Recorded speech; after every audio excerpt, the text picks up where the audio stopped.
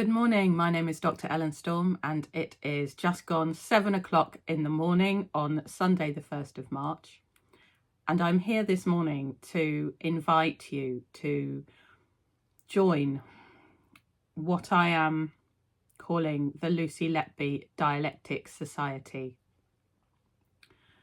So this video is an invitation and I am going to be telling you a little bit about what the Lucy Letby Dialectic Society is, I hope, going to be, and why I am doing this and how I came to make this decision. So I will also be providing you with some details about how to get involved, and if you look in the description below, if you're watching this on YouTube, then I will post a link there to a Google form to be completed if you are interested in joining, and also a sample document which I have put together in relation to child A or baby 1. Some of you will have watched my previous video. I think about 1,500 people have seen it now, and thank you very much if you're one of the over 100 people who have commented on it. I posted a PowerPoint presentation about a week ago in relation to the case of child A, baby 1, and presenting the work that I have done personally to try to understand that case. And what I've realised as a result of all of your amazing feedback is that I really didn't understand it that brilliantly at all, despite having spent a good solid week of my own time trying to. So all that feedback has been really, really helpful for me to know where to look for the information, because it's not immediately obvious. And I think especially I understand that there are those of you out there who have been following this right from the beginning and who've read everything there is out there to read about the case. And, you know, I feel a job of work to do in terms of educating people more generally, the public. And if you're coming to this new, it's very overwhelming. There's a lot of stuff all over the place, and now there's sort of hundreds of videos and, you know, links to enormously long and frankly very waffly documents, and it is really, really hard to extract from that the information that might be described as the facts. So dialectics is a fancy word really for what might be described as a systematic approach to debate for the purposes of establishing truth. And it goes back as far as Plato.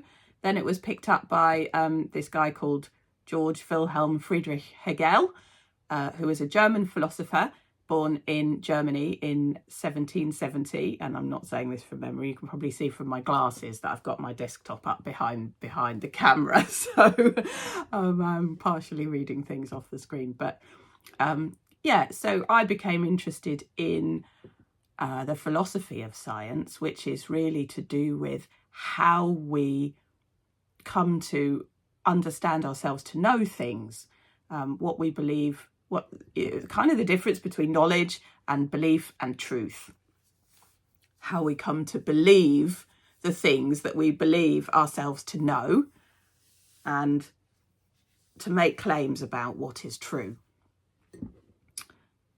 So that's where my interest in dialectics has come from, and I think that it is an approach that is enormously applicable here. So yeah, maybe I should just say something about my kind of involvement with the Lucy Letby case as well, because that will probably be useful. I actually didn't know about it during the trial. I only came to learn about it, I guess, after the reporting restrictions were lifted and it became a little bit more widely known. And then I started to read about it, and everything I read said to me that this was an enormous miscarriage of justice. So I am a paediatrician. I have worked in 4 level 3 neonatal units and 2 level 2 neonatal units during the course of my career. So I'm not a neonatologist, but I have done quite a lot of neonatology, and at one point I was considering becoming a neonatologist because I did quite like it. And then I got pregnant with twins and I wasn't able to do it. So that's part of my own personal history. But yeah, it's still something that I'm interested in. And I got quite interested in this case, but I just really, everything I read about it told me that something had gone horribly, horribly wrong. Now, as a scientist, I'm not someone who generally is inclined to say that I know anything, and particularly as someone who has studied the philosophy of science, I'm not someone who goes around saying I know things for sure. I remember my chemistry A-level teacher telling us in her thick Glaswegian accent, which I cannot possibly attempt to do, that science is about models. And so what we do is we build progressively better models through a process of refining, an iterative process of kind of going round in circles, testing our theories and trying to get closer and closer to what we believe to be the truth. And that's all that we can ever do. So there's also quite an interesting body of literature around the social construction of truth, about how what we consider to be facts being things that are socially constructed, that something becomes a fact in our sort of communal mind by a process of repetition, by it being documented and being referenced, and more and more and more people coming to believe it. So it becomes a fact, not necessarily because it's true, but by the kind of weight of public opinion, if you like. And that happens in the scientific literature as well. Trying to think whether I've got the book. There it is. This guy. This is called Science in Action by someone called Bruno Latour, and he is a sociologist and philosopher, really. This is a fascinating book that talks all about that process, and I looked at that in quite a lot of detail during my half a PhD. I did half a PhD. I didn't get a PhD, but I did PhD level studies on this subject. So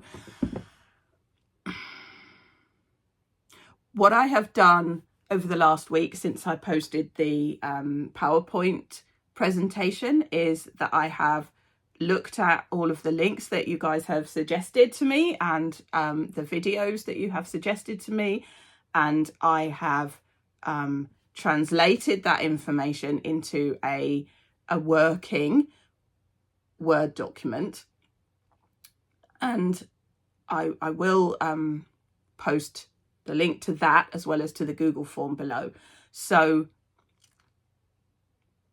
I think the best way to explain what I would like to see happen now is to actually show it to you. So I thought I would use baby one, child A, as a case study to try to demonstrate what I think needs to happen, and needs to happen for each of the cases in the overall Lucy Letby case, and that I don't really feel has happened yet. And that is in no way to disparage the incredible work of the International Medical Panel, but obviously I've only read the, seen and read the summary document. My feeling is that there's still a bit more work to do. And the more that we can strengthen the argument, and the more people that are willing to put their signatures to it in some way, I guess that will help Lucy's case. But going back to what I said about not saying anything absolutely is true 100%, it's really the process that I propose. The dialectical process is about establishing the facts and looking at the connections between those facts. So it isn't about reaching a conclusion, and it isn't about standing up at the beginning and saying Lucy is innocent, because that's actually quite counterproductive. And I think it would be counterproductive to her interests, because if she is innocent, and I certainly believe that I haven't seen any evidence that she isn't at this point in time, let's phrase it like that, that's going to be shown. That's going to be clear from the process and the conclusions that come out of that process. So I don't feel worried about that. One of the sections I've got here is called the contradictions, and it refers to something called a dialectical contradiction. And a dialectical contradiction, so I first found out about those when I was studying a playwright called Bertolt Brecht, who was working in the early 20th century in Germany. He got exiled because he wasn't particularly friendly with the Nazis, and he was quite interested in using dialectical contradictions as the foundation for his plays, because they make great drama. But and he wrote political drama. I've just given one example here, which I'll share with you, but I want to explain why I think these are quite powerful in a way that perhaps vast amounts of narrative isn't. So what we've got at the moment, because everybody feels very strongly about this, is a lot of people talking. And when you come into that, it's just like, I can't quite grab a hold of what the issues are that I really need to understand. This helps with that. So dialectical contradictions are pairs of statements that cannot both be true. And this is one of them. Child A, or baby 1, was born in good condition. That's statement 1. And statement 2, child A, or baby 1, had no appreciable heart rate at birth, and his heart rate remained below 60 beats per minute after the first round of inflation breaths. I'll say that again, that pair again. Child A, or baby 1, was born in good condition, and child A, or baby 1, had no appreciable heart rate at birth, and his heart rate remained below 60 beats per minute after the first round of inflation breaths. I would argue, and I think many paediatricians, neonatologists, and other people would argue, that being born without a heart rate does not constitute being born in a good condition. So if a statement that he was born in a good condition has been used as part of the argument to convict Lucy, there's a problem there, and that's a problem that we need to kind of dive into and find out more about. It does open up the question, and it's another thing that philosophers are very fascinated about, which is the question of definitions. So the definition of good in this context is something that's, what you mean by the word good, it's going to change your conclusion. So what I understand to be good might not be what somebody else understands to be good. Somebody else could argue that the fact that by the end of 3 rounds of inflation breaths, he had a heart rate of more than 100 meant that he was born in good condition. That's their definition of good. So then you have to start to talk about what we mean by particular words. But broadly speaking, I would say there would be a good consensus body of professional opinion that would say that being born without a heart rate does not constitute being born in good condition. Okay, so moving on from that, I made a few videos back around the beginning of 2025, which you can watch. You can see those. I made a couple of videos about the insulin issue and a general one about gender and one about my general kind of personal background and miscarriages of justice. And I know other people have talked about being whistleblowers within the NHS, and I have a little bit of experience with that as well. So I guess when I first encountered this case, that kind of connected for me a little bit.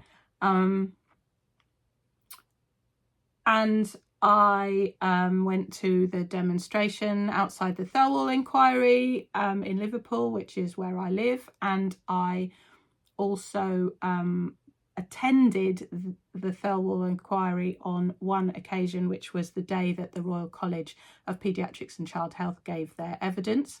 So I was interested in that as a member of the Royal College of Paediatrics and Child Health. I also wrote to the president of the Royal College of Paediatrics and Child Health asking him for some information about Lucy and about their engagement. I got a brief reply saying that they had interviewed Lucy, but not telling me what the interview was about. So he said he couldn't say any more than that. That wasn't enormously helpful, to be fair.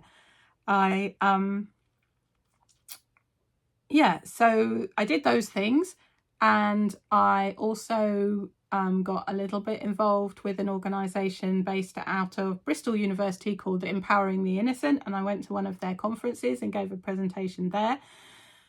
And I talked to various people around that time about the situation. One of the things that somebody said to me was that if I were to say anything about, particularly about any particular individual involved in the case within the hospital, within the Countess of Chester, and I was to say anything that, constituted a criticism, if you like, of their care, so that I was suggesting negligence or malpractice, for example, or if I said anything that amounted to that kind of a suggestion, then that person could sue me for defamation, and they could do that even if I was right. So that was a slightly worrying thing to be told for somebody. I'm a single mother. I have twin daughters. I'm the only breadwinner. I pay for my house and whatever, and I also have my job and the things that going on in my life. So I be honest, I felt scared about that, and I didn't really know where to go with it, and I did try to get some advice about it, and didn't really come up with an answer. And I also emailed Mark MacDonald about 5 times. I emailed Lord Sumption once, and he replied saying that he couldn't help me. Mark didn't reply at all.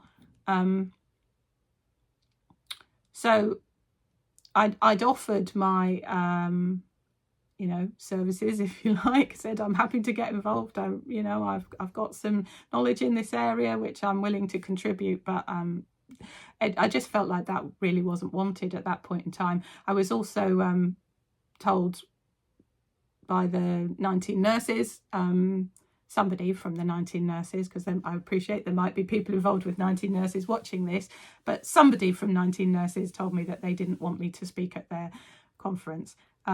So I had offered to speak and they didn't want me to speak. It was quite a long way away from where I lived and was going to be quite a big effort for me to get there. So I ended up not going because I just thought, well, I'm going to travel all the way down just to sort of stand at the back. And I'm not really wanted. So I didn't. And I think at that point I sort of started to step back from the whole thing. And I've had other things going on in my life, professionally and personally.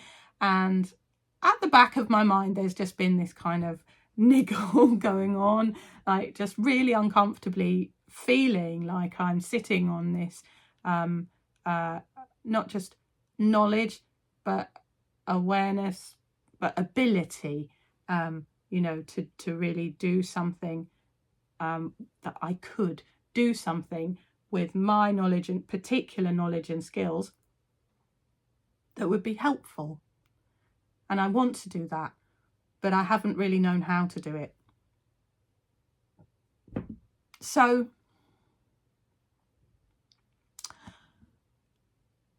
then with the Netflix documentary and other things, it's just become a little bit more prominent again in my mind, but perhaps also in other people's minds, I suppose. I had come perhaps to the incorrect conclusion, I suppose, as a result of all of this, that the best thing to do was for me to step back. Not that was actually a good thing for me to do, because when I read the International Medical Panel report, I looked at it and I felt like, it's not that I disagree with the overall conclusion. I think they're heading in the right direction, and I haven't seen the full report, so that may be much more comprehensive. But from what I looked at in the summary report that was released to the public, I just felt like it wasn't quite there. It didn't quite, there were some points that it didn't make and should have made, or things I would have said. Let's just say that it didn't say some things that I would want to say. And given that Mark was not responding to me, and also a result of some other discussions, I felt like maybe saying where there were problems with that submission might be counterproductive to the overall, if that is what is being put forwards to the CCRC, then it's better that it goes forwards as a unified kind of presentation, if you like, or submission. So it's better to stand behind it than to criticise it. I'm not sure now, as time has gone on, and the CCRC hasn't really done anything, and it's not reputed to do things quickly, let's be honest, and it's suggested that it's been gathering more information, that's necessarily the right approach. But I think that I definitely got the message at a certain point that the best thing for me to do was back off. Okay, so I've changed my mind. I think that we need to do a really thorough piece of work that scopes all of these cases in detail and makes a carefully constructed argument. So that is the job of work that I am proposing that the Lucy Letby Dialectic Society does. So I'm going to wrap up now by saying I'm putting out an invitation to you. If you are somebody who thinks that you might be willing and able to contribute to that effort in large or small part, if you have skills, experience and abilities that you could bring to the table. This is going to be a job of work. What I'm looking for is a team of people to help and support me with the enormous amount, really, of research and the process of doing literature searches, of doing research, of pulling all of that information that's out there together in one place and producing a verified document that we as a group of concerned citizens and professionals agree on for each of the cases, for each of the babies, in the sort of way that I have done for baby A and I have demonstrated. So yeah, so I think that's it. That's all I'm going to say for today. Please do get in touch with me. There are lots of ways to get in touch with me over social media, comments, Facebook. And you can also fill in the Google form and give me your details. I've set up a WhatsApp group. So if you give me your details on the Google form, then I will add you to the WhatsApp group. And once I've got a number of people in the WhatsApp group, I will arrange a Zoom meeting. It isn't going to be a public Zoom meeting as such. It will be a Zoom meeting to scope the nature of the work that needs to be done. And it will therefore be for those people who have agreed to come on board and do that work. I think it will be immensely valuable. And I would want to do two outcomes, really. I don't know whether they'd look at it, but I will certainly be sending any outputs, any documents to the CCRC and to Mark MacDonald for their information. So we would be doing that. And I also think there's a job of work around public education, that the sorts of dialectical contradictions that I've talked about could help to inform. So that's the sort of thing that you could put on an infographic that you can share with people, and it's like a key. It gives them access to something that otherwise just feels really, really overwhelming, and people just shut down. So it's kind of, how do you frame a message about what the problems are with this case and the narrative, and why we as concerned professional people are really, really worried. Okay, so I think that really is enough from me for today. If you are interested in getting involved at all, then please do get in touch with me either over social media or by filling in the Google form down below. Also take a look at the document that I have given as an example, and I hope you have a really lovely Sunday. Okay, hope to speak to you soon and perhaps see you at a Zoom meeting in the not too distant future.